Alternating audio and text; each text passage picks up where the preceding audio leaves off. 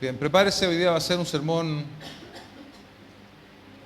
que va a requerir de toda nuestra concentración y bueno, gracias a Dios porque tenemos también el día miércoles para volver a repasar, pero hoy día va a ser una predicación o más bien una enseñanza un poco distinta en la presentación, pero de algo que considero muy necesario enseñar de manera pública en nuestra congregación.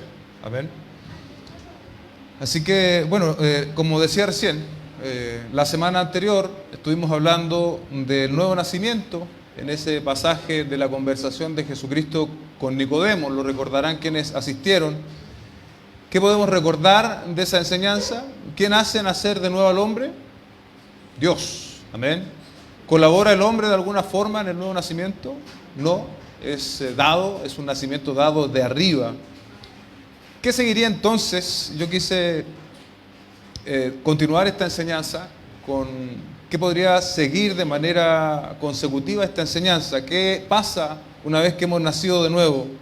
No solo recibimos la garantía de la obra del Señor Jesucristo en nuestras vidas, y es que también iremos al cielo, ¿no? Cuando el reino de Dios se consume. Ya comenzó el reino de Dios, como decíamos la semana anterior, pero el reino de Dios será consumado con un reino eterno, donde es precisamente por la regeneración, por la nueva vida que tenemos acceso.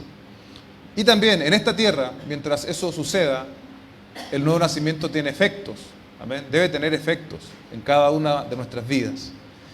Y esta mañana entonces, como decía recién, quiero hacer un quiebre intencional, no en predicar la palabra, siempre vamos a predicar la palabra, sino más bien en cómo la exponemos. Y va a tener entonces un enfoque más didáctico en su presentación. Vamos a responder básicamente dos preguntas esta mañana a la luz de la Escritura. Una es: ¿qué es el bautismo del Espíritu? Esa es la primera pregunta. Y la segunda pregunta: ¿qué es ser lleno del Espíritu?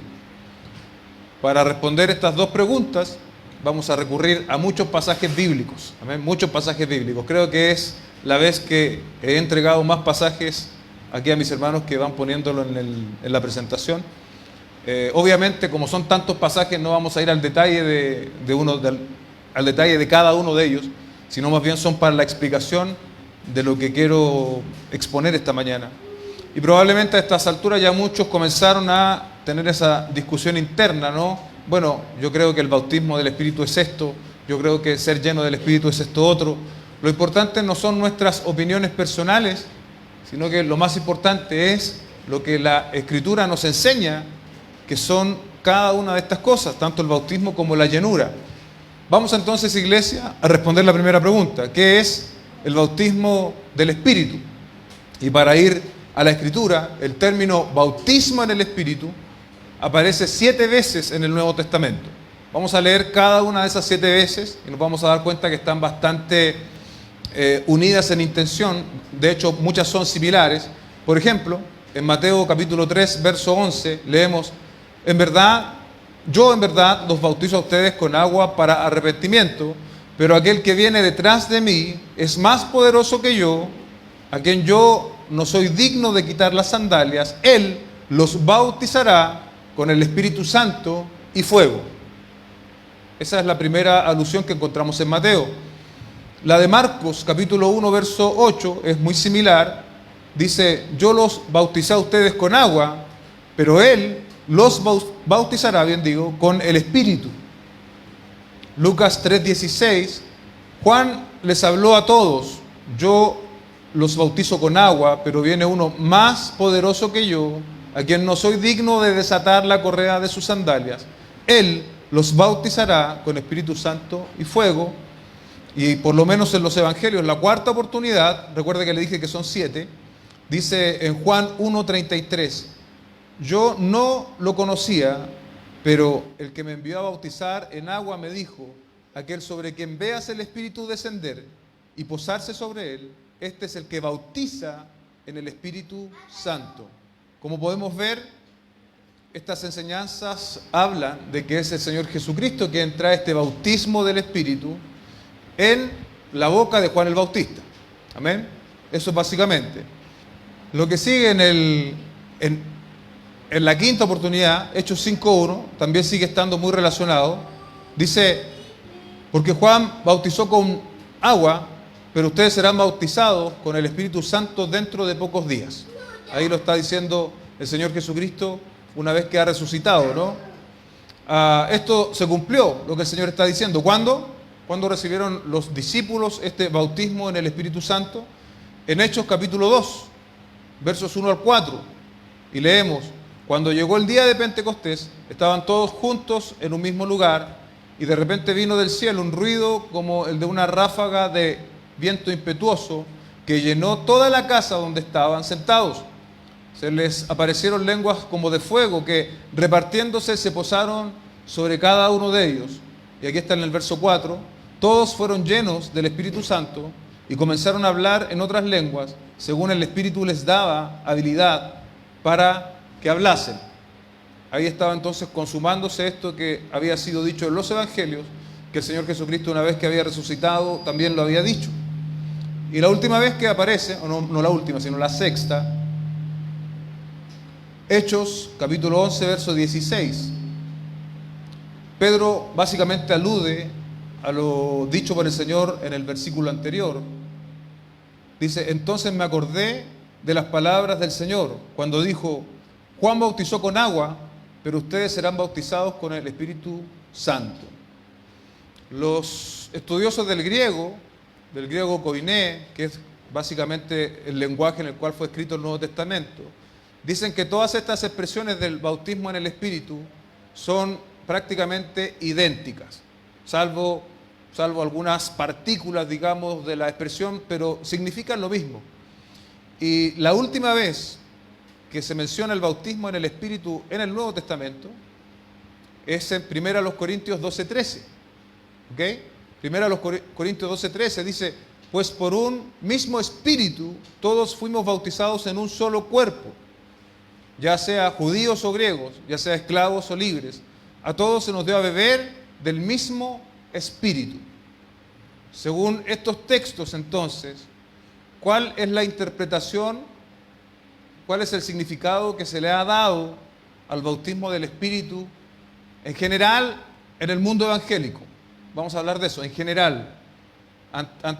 Anticipo que no es el punto en el cual yo estoy de acuerdo y nosotros como iglesia local estamos de acuerdo, pero esto es lo que cree en general buen porcentaje del mundo evangélico.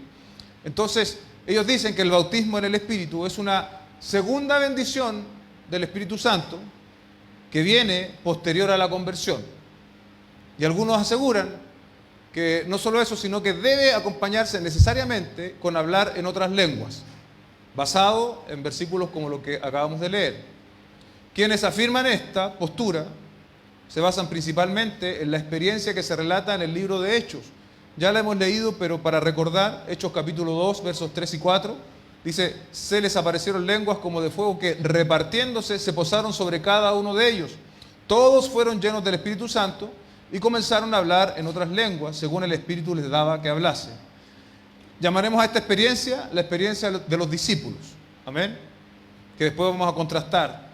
Ellos creyeron, ¿cierto? Los discípulos tuvieron una fe previa al Pentecostés, eso es innegable, por eso siguieron al Señor. Y si hubo una fe previa al Pentecostés, quiere decir que en ellos efectivamente hubo una obra del Espíritu Santo, porque nadie puede creer aparte de una obra del Espíritu Santo. ¿Ok? Luego, en Hechos capítulo 8, versos 14 al 17, aquí está lo que afirma una parte de la iglesia evangélica. Primero la conversión, posteriormente el bautismo en el Espíritu Santo, basados en estos versículos.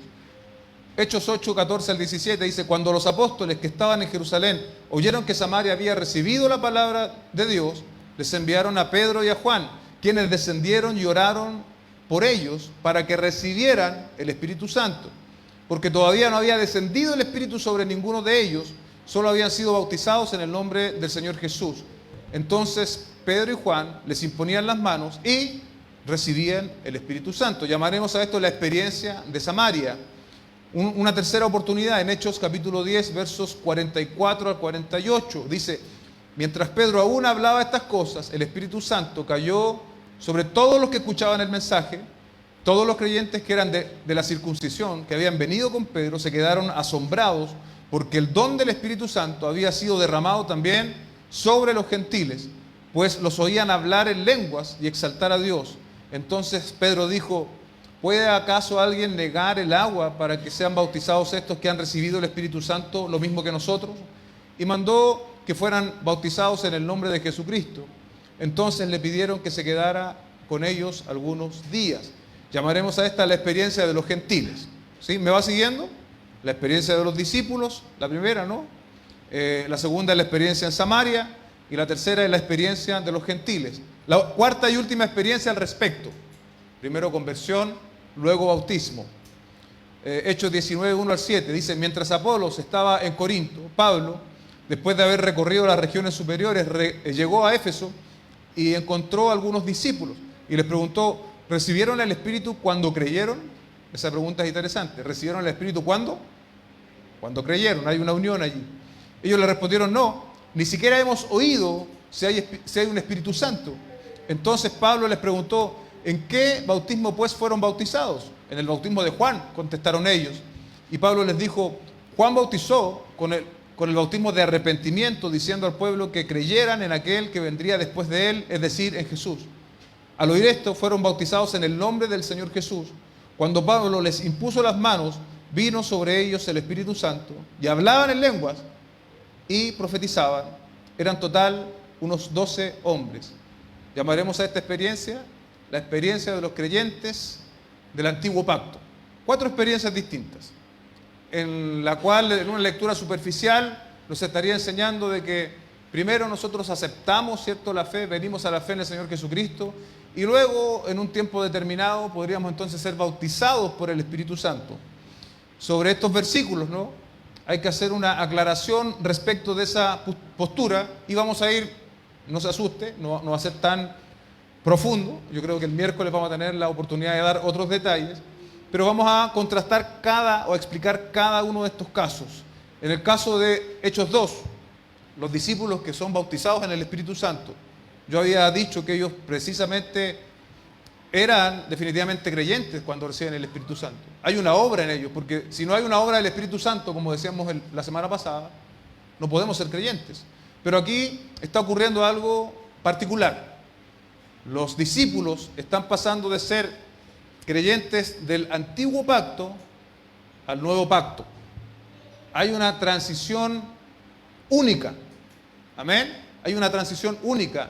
Ellos llegan al Señor Jesucristo, son llamados por el Señor Jesucristo, pero ahora ellos van a pasar a ser parte del nuevo pacto, donde ya no, la habitación del Espíritu Santo ya no va a ser al modo del Antiguo Testamento.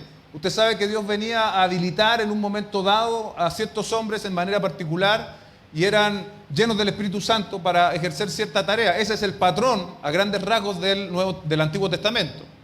Pero en el Nuevo Testamento el patrón es distinto respecto de la relación con el Espíritu Santo, porque ya el Espíritu Santo no va a venir sobre mí, por ejemplo, en este momento que estoy predicando, sino que el Espíritu Santo más bien está en mí, está morando en cada uno de nosotros.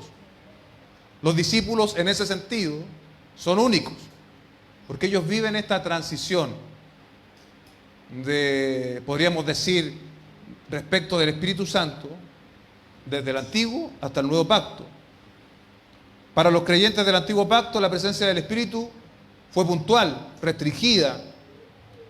Estaban así posiblemente los discípulos previo al Pentecostés. Ahora iban a ser bautizados, ahora ellos iban a ser morada del Espíritu. Es decir, su experiencia no constituye, y aquí está la respuesta, ¿no? Su experiencia no constituye una norma. No va a ser algo que se va a repetir en las posteriores generaciones de cristianos. La experiencia de los discípulos. Nosotros somos creyentes del antiguo o del nuevo pacto. Del nuevo. Por lo tanto, nuestra experiencia no va a ser similar a la de los discípulos. Es decir, conversión y posterior bautismo del Espíritu Santo no es lo que va a ocurrir con nosotros. Amén. Después vamos a explicar qué es lo que ocurre con nosotros. El caso de los samaritanos, Hechos 8. Estos eran un pueblo, los samaritanos, que surge de la unión de pueblos paganos, gentiles, con judíos. Se unen, se casan personas y entonces surge el pueblo samaritano. Y por esta razón de unión, ¿no?, de esta mezcla, es que los judíos los rechazaban. No querían tener mucho que ver con este pueblo mezclado, entre comillas, por así decirlo. Entonces, ¿qué ocurre? Hay un cronograma respecto de lo que Dios va a hacer. Y ese cronograma, el Señor lo dice en Hechos 1:8, donde dice: pero recibirán poder cuando el Espíritu Santo venga sobre ustedes. Ese poder tiene una función directa. Y serán mis testigos, les dice a los discípulos. ¿Dónde? En Jerusalén, en Judea. ¿Y también dónde? En Samaria. Y por último, hasta los confines de la tierra. Ese es el cronograma, eso es lo que los discípulos tenían que hacer. Y es también parte de lo que nosotros tenemos que seguir haciendo. Ser discípulos del Evangelio, ser discípulos de Cristo, anunciando el Evangelio hasta los confines de la tierra. Entonces, en el caso de los samaritanos, enemistados con el pueblo judío, ellos recibieron una predicación fiel del Evangelio por boca de Felipe. Felipe, de hecho, los bautizó, pero se requería la presencia de los apóstoles para que no quedaran dudas respecto de la integración de los creyentes de Samaria a la iglesia de Cristo. Entonces los apóstoles estaban certificando, por decirlo de algún modo, que los samaritanos también iban a ser llamados a ser hijos de Dios mediante el Evangelio. Esta es una experiencia que estaba derribando las barreras étnicas, el exclusivismo del pueblo de Israel como el pueblo de Dios, sino más bien ahora a los samaritanos y, como vamos a ver posteriormente, a los gentiles. Tampoco constituye, por tanto, iglesia, una experiencia en la cual nosotros podamos decir: mira, ahí hay personas que se están convirtiendo y luego recibiendo del Espíritu Santo. También es un caso específico y especial. Y en Hechos 10 y 19 vimos el caso de los gentiles y posteriormente el caso de los creyentes del Antiguo Pacto. La verdad es que eso no se acerca tanto al argumento de conversión y posterior bautismo, porque en estos casos ellos requerían ser evangelizados y ni siquiera cabe el argumento del bautismo en el Espíritu como una segunda bendición espiritual. En ambos casos fueron bautizados cuando oyeron el Evangelio. Amén. Ahí mismo reciben ese bautismo, reciben una señal externa que también es muy discutida, no voy a profundizar demasiado en ella esta mañana, la señal externa de hablar en lenguas. Pero muchos estudiosos, teólogos, dicen que esta señal de hablar en lenguas constituye más una evidencia dada por Dios de manera específica para reconocer esta integración. ¿Se da cuenta? Primero, los discípulos, luego los samaritanos, los gentiles y los creyentes del Antiguo Pacto. Ya no hay diferencias. Están todos en Cristo ahora. Y la evidencia de lenguas viene a ser entonces una especie de mini Pentecostés para la realidad de estos dos grupos. El Espíritu Santo estaba señalando que así como los primeros discípulos habían tenido esta señal de hablar en lenguas, ahora también otros grupos distintos, de distinto origen, también tienen esa misma señal para derribar cualquier tipo de argumento en ese sentido.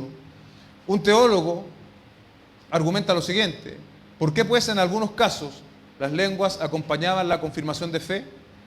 Que esto ocurriera en realidad demuestra probablemente que eran sacados de grupos muy diferentes para entrar en la iglesia.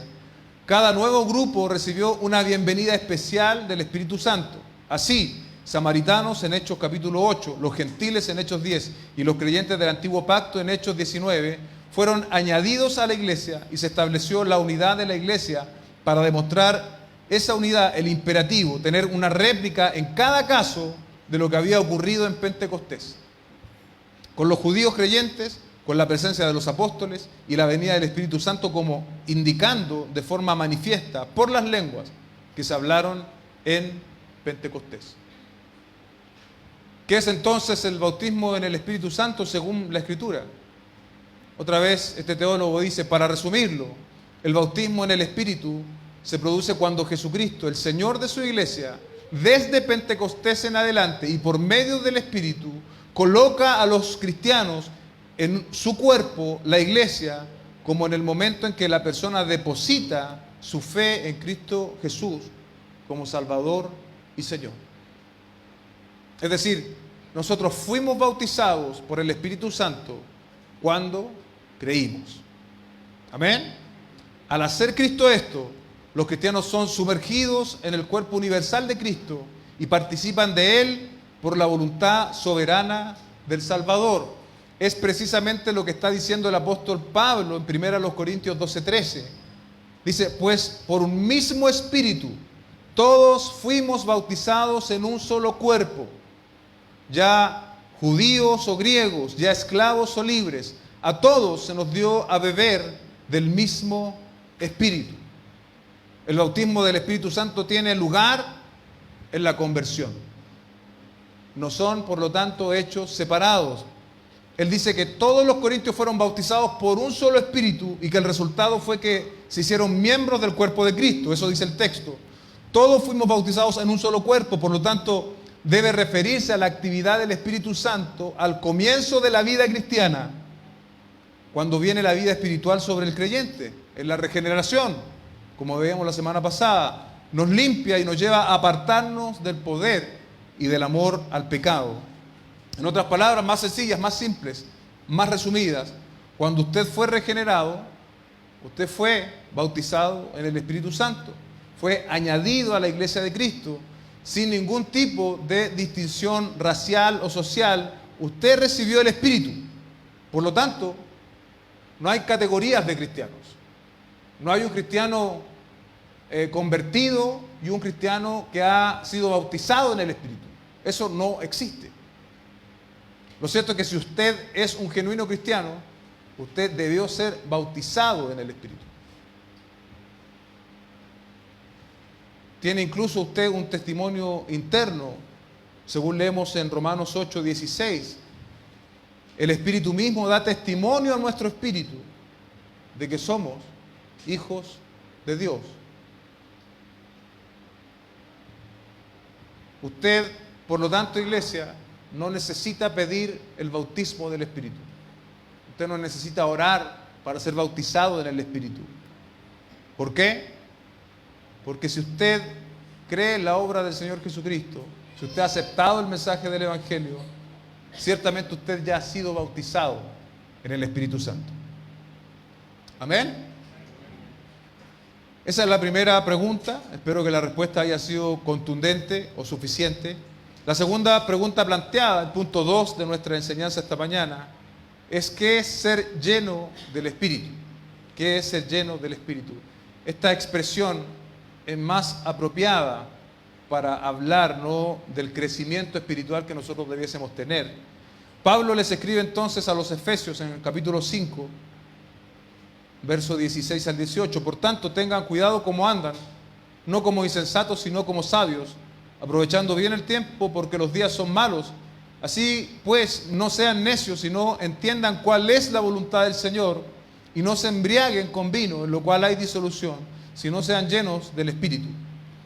En estos 4 versículos que acabamos de leer hay 4 contrastes muy marcados. En el versículo 15 hay esta advertencia: no tengan cuidado como andan, no como insensatos, sino como sabios. Ahí está ese contraste. El sinónimo de insensato es alocado, loco, desatinado, imprudente, irreflexivo, irresponsable, inconsciente, irrazonable, necio, temerario. El sabio, por el contrario, ¿no? El sabio es una persona que conoce la voluntad del Señor y que vive de acuerdo a esa voluntad. Amén. Está, por cierto, estrechamente relacionado con el verso 16, aprovechando bien el tiempo. El que es sabio va a aprovechar bien el tiempo. El necio, al contrario, lo va a desperdiciar. Y el argumento del apóstol Pablo es porque los días son malos. Y el escenario no ha mejorado desde que Pablo escribió esto hasta nuestros días. Los días siguen siendo malos. Desde que Adán pecó, podríamos decir, la maldad comenzó a hacer las suyas en el género humano, en nosotros, en la humanidad. Pero tal vez lo más peligroso de los días que nosotros estamos viviendo es que ya hay una pérdida total del sentido común respecto de lo que es bueno y malo. Hace algunos años, digamos unos 20, 30 años, la gente tenía cierta noción de lo que es bueno y malo. Hoy día la gente contemporánea, el pensamiento contemporáneo dice, bueno, eso puede ser malo para ti, pero para mí está bien. Eso se ha perdido. La maldad siempre ha existido, el pecado siempre ha existido, pero ese sentido común que nos legó precisamente el cristianismo a nuestra cultura se está desvaneciendo. Por lo tanto, ciertamente, los días hoy también son malos. Debemos comportarnos entonces, iglesia, como personas sabias. Y una de las características del sabio es lo que sigue en los versículos que vienen.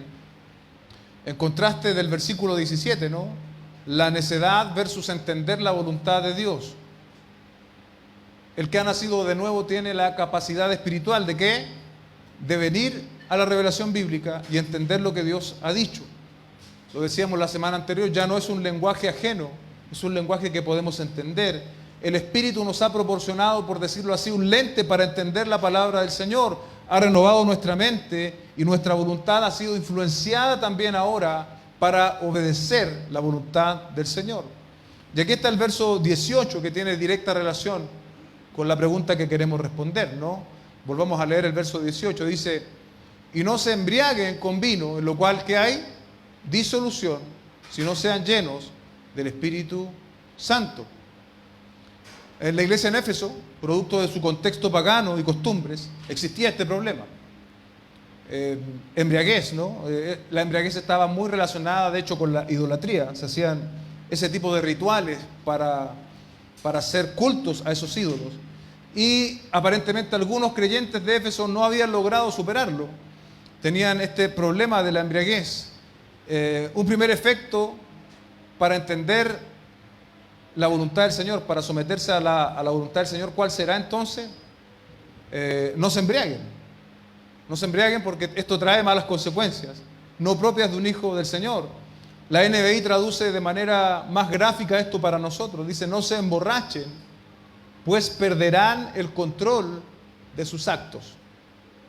Más bien permitan que sea el Espíritu Santo quien los llene y los controle. La llenura del Espíritu tiene que ver con lo que muy bien traduce la NBI, con ser controlados por el Espíritu Santo. Volvamos al tema de la embriaguez, la borrachera, donde los hombres pierden el control y entran en un estado de inhibición pecaminoso. Se inhiben, ¿no? Se diluyen las barreras y son capaces entonces de cometer cualquier atrocidad.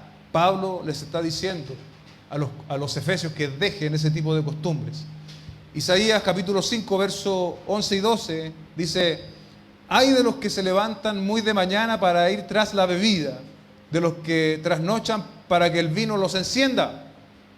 En sus banquetes hay lira, arpa, pandero, flauta y vino, pero no contemplan las obras del Señor, ni ven la obra de sus manos. La embriaguez o cualquier otro tipo de sustancia que reste control, que nos reste dominio propio, puede hacer esto, hermano. Nos puede dejar ciegos a la obra del Señor. Como dice el profeta, no contemplan las obras del Señor ni ven las obras de sus manos. Proverbios 21 dice, el vino es provocador, la bebida fuerte y alborotadora, y cualquiera que con ellos se embriaga no es sabio. No es sabio. La disolución que provoca la embriaguez o cualquier otro tipo de sustancia o incluso hábito pecaminoso es la pérdida del dominio propio que conduce al libertinaje. El apóstol estaba diciendo, este tipo de actitudes no, este tipo de actitudes que provocan descontrol, falta de dominio propio no. Y también es útil para nosotros. En cambio, que sean llenos del Espíritu. Respecto del nuevo nacimiento, la semana pasada decíamos que es el acto de Dios sobre la vida del pecador. Un acto protagonizado 100% por Dios. Aquí Pablo está traspasando cierta responsabilidad a los efesios porque les dice, sean llenos del Espíritu. Sean llenos del Espíritu. Y contrasta dos realidades diametralmente opuestas: el descontrol, el no control de la embriaguez versus el ser lleno del Espíritu Santo. Por lo tanto, el texto implica que una persona llena del Espíritu Santo va a ser una persona en control de sí mismo. El borracho no se controla. La persona llena del Espíritu Santo tiene control sobre sí mismo, tiene dominio propio. Esa es la voluntad de Dios, como decía el verso anterior, ¿no? Que Pablo está exponiendo para los efesios y esta mañana el Señor a nosotros. No seamos esclavos, entre paréntesis, no de ninguna sustancia o de algún hábito que sabemos que traen nefastos resultados, sino que por la voluntad de Dios explícita, esa es la voluntad del Señor, seamos llenos del Espíritu Santo. Ahora nuestro cerebro, nuestros pensamientos comienzan a trabajar nuevamente y decimos, pero ¿cómo soy lleno del Espíritu Santo? Le diré algunas cosas que no es ser lleno del Espíritu Santo. No es un arrebato emocionalista descontrolado. De hecho, si usted lo piensa, eso es más parecido a la falta de control que produce la borrachera. ¿Amén? El fruto del Espíritu ciertamente incluye el dominio propio, tal como leemos en Gálatas capítulo 5, verso 22 al 23. Pero el fruto del Espíritu es amor, gozo, paz, paciencia, benignidad, bondad, fidelidad, mansedumbre, dominio propio. Contra tales cosas no hay ley. Sabemos algo importante, y es que la voluntad de Dios para cada creyente es que seamos llenos del Espíritu Santo. Le he dicho en otras oportunidades, pero hay que repetirlo hoy: cuando un hombre, una mujer, una iglesia local en su conjunto se dispone a hacer y obedecer la voluntad del Señor, no sin dificultades, pero lo va a lograr. Lo va a lograr, porque se está moviendo en la dirección que Dios le ha dado. Por lo tanto, si tú y yo nos proponemos ser llenos del Espíritu Santo, no como un acto legalista, sino como un acto en la misma gracia y el Espíritu Santo que nos capacita, Dios nos lo va a conceder. Dios nos va a ayudar a ser llenos del Espíritu Santo. El texto más bien supone responsabilidad, supone una respuesta intencional en ser llenos del Espíritu. Un teólogo dice, Pablo le dice a los efesios, no se emborrachen con vino que lleva al desenfreno, al contrario, sean llenos del Espíritu.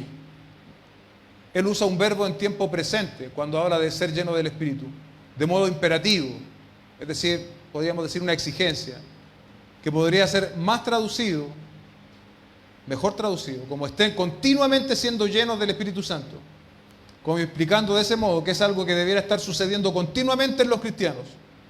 Esa plenitud del Espíritu Santo resultará en una adoración y acción de gracias renovadas. Además, puesto que el Espíritu Santo es el Espíritu que nos santifica, esa llenura resultará con frecuencia en una santificación creciente, todavía más, dado que el Espíritu Santo es el que nos habilita para el servicio cristiano y nos da dones espirituales. Esa plenitud resultará con frecuencia en un poder creciente para el ministerio y una creciente eficacia y quizá diversidad en el uso de los dones espirituales.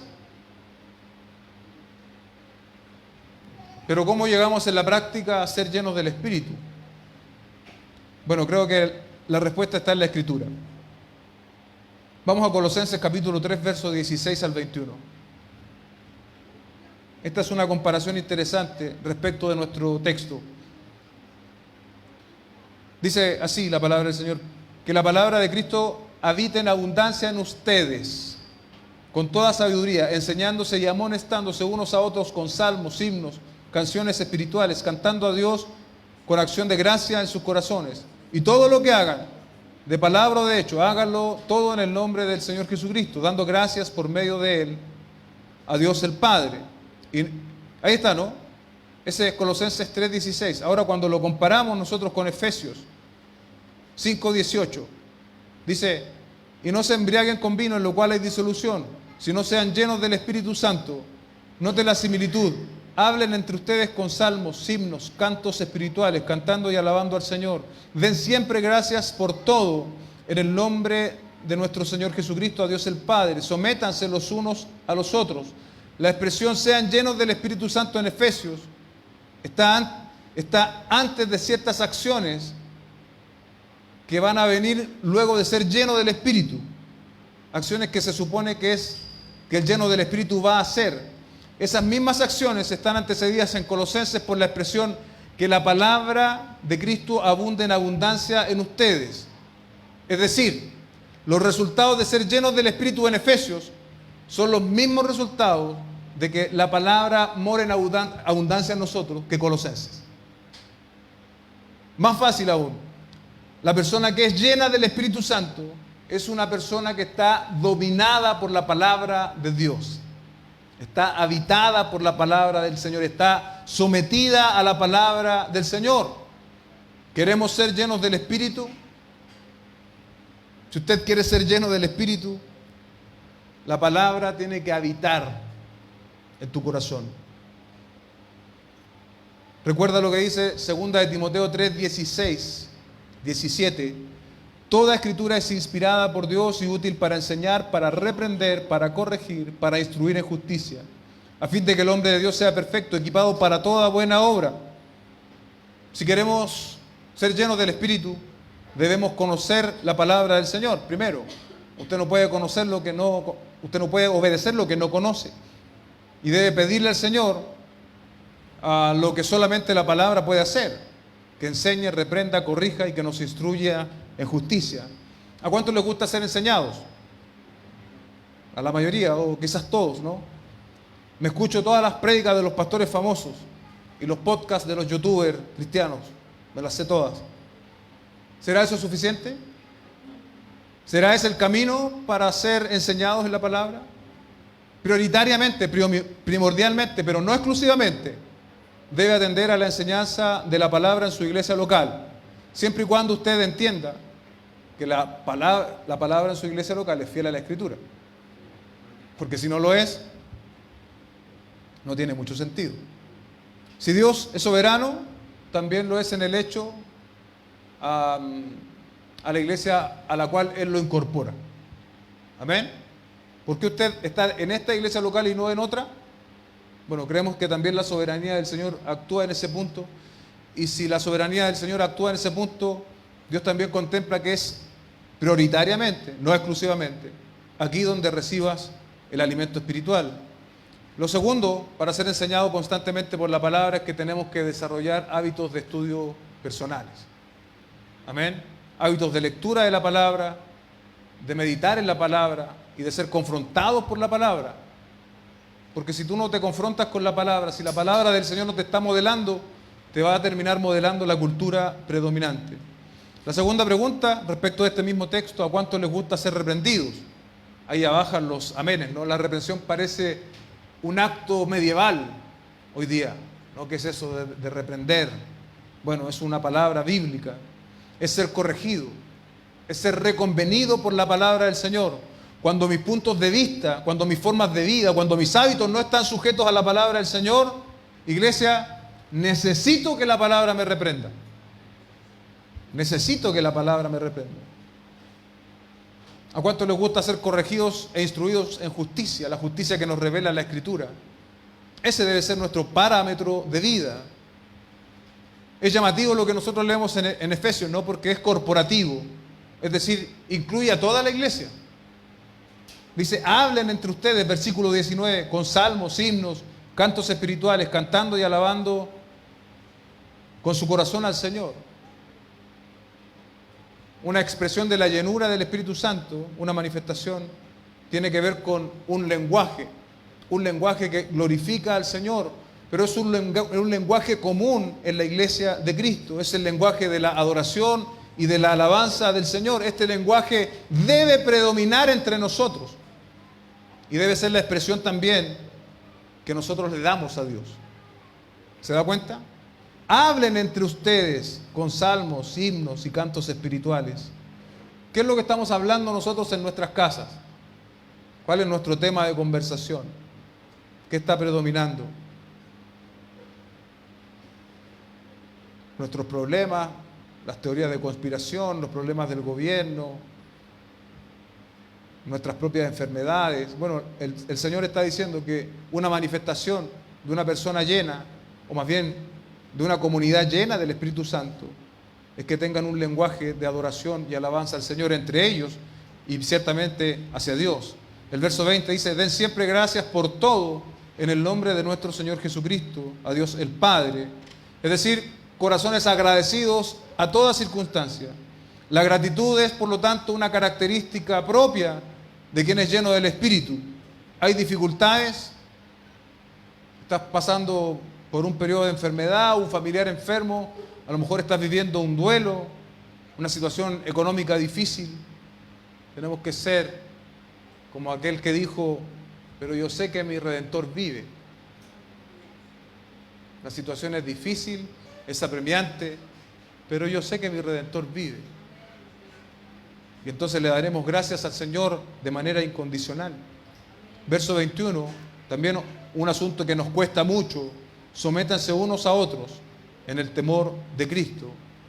Una persona llena del Espíritu es una persona que se somete a la voluntad del Señor y en temor, ¿cierto?, al Señor Jesucristo, se somete a todo lo que Él ha ordenado en su palabra. La verdad es que las características de la llenura del Espíritu siguen desarrollándose en el capítulo 5 y 6 que sigue, donde dice que hay una relación entre los esposos y las esposas. Primero, entre el esposo que se sujeta a Cristo, la esposa que se sujeta a su marido, los hijos que se sujetan a sus padres y los siervos que se sujetan a sus amos. Una persona llena del Espíritu tiene una evidencia en un carácter transformado y que se sigue transformando a la imagen de Cristo. Amén. Algunos ejemplos, ya estamos finalizando con esto, algunos ejemplos de carácter transformado por la llenura del Espíritu. Hechos capítulo 6, verso 3.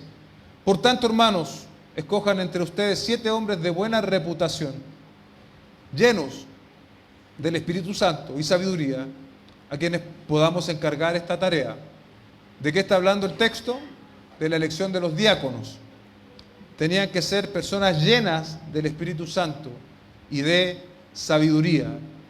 Ahí usted tiene probablemente una característica fija en estas personas. No estaban diciendo que momentáneamente llenos del Espíritu Santo, sino tenían que ser personas llenas del Espíritu Santo.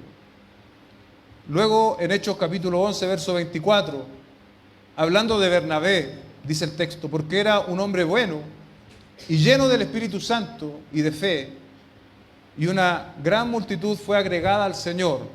Hablando del contexto de cuando Bernabé fue a Antioquía. Bernabé es un personaje extraordinario en el relato bíblico. No lo atendemos tanto como debiésemos atenderlo. Es el hijo de consolación. Es el que va a buscar a Pablo cuando nadie más lo quiere buscar.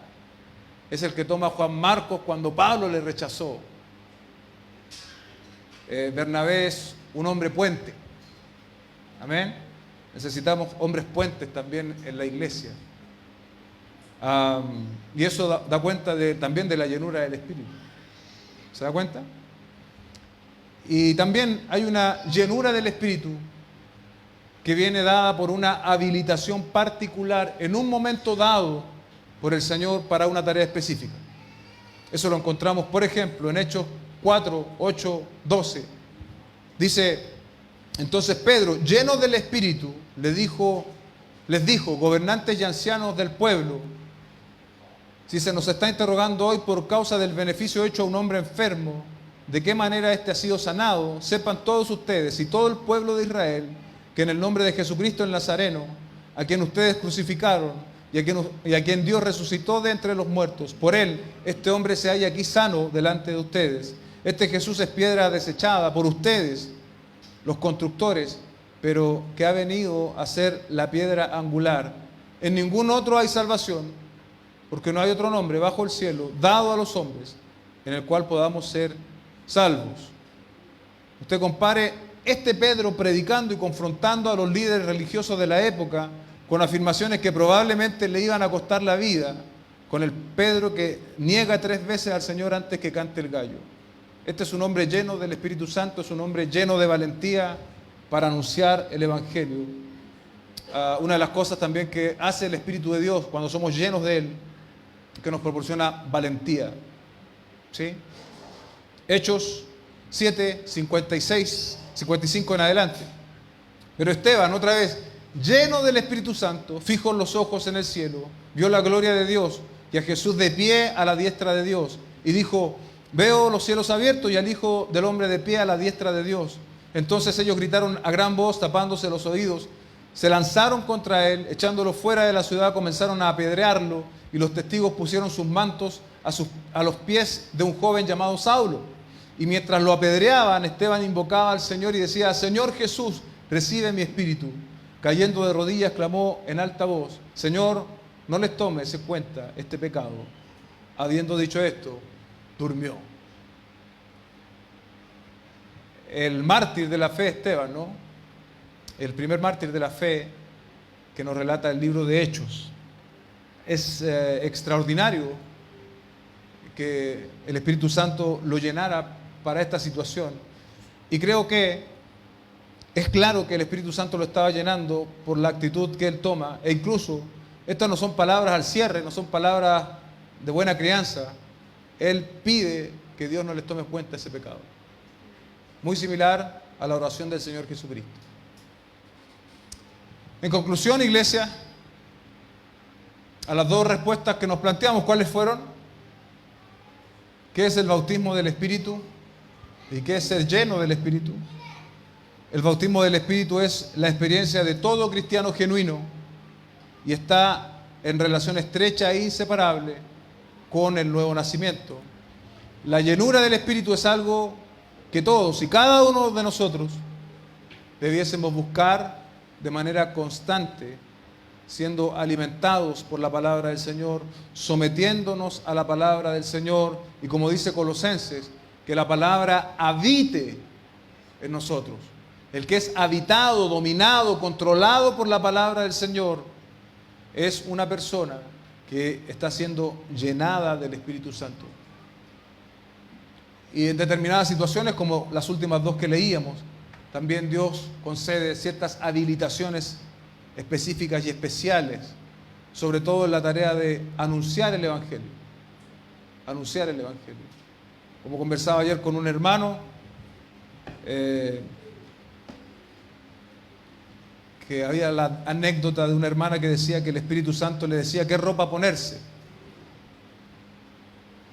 Pero cuando vemos a la llenura del Espíritu Santo, cuando vemos lo que el Espíritu Santo hizo en el libro de Hechos, yo no veo al Espíritu Santo diciéndole a Pablo qué sandalias ponerse. Yo veo al Espíritu Santo diciéndole: Pablo, no vayas a ese lugar, ve a Macedonia. No predique allá, ve para acá. Envíen a estos dos al ministerio. Cuando el Espíritu Santo habla, nos dice cosas trascendentes, no para nosotros,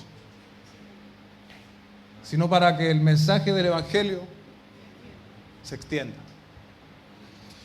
Cierre sus ojos y oremos al Señor.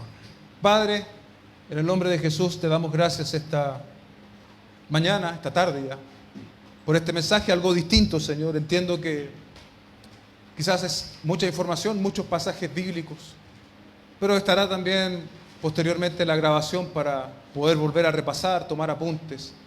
Y tenemos también la posibilidad el día miércoles de volver a enfrentarnos a este tema. Te ruego, Señor, que tú nos edifiques. No se comparte esta enseñanza para decir que somos mejores o más capaces o tenemos un mejor entendimiento respecto de tu Espíritu, sino para que la iglesia sea fortalecida, sino para que la iglesia pueda entender lo que tú has revelado respecto del Espíritu Santo y podamos, Señor, ser también edificados, o en términos de la enseñanza podamos ser llenos de tu Espíritu al someternos y al conocer tu palabra, Señor. Te damos gracias y te bendecimos en el nombre de nuestro Señor Jesucristo. Amén y amén.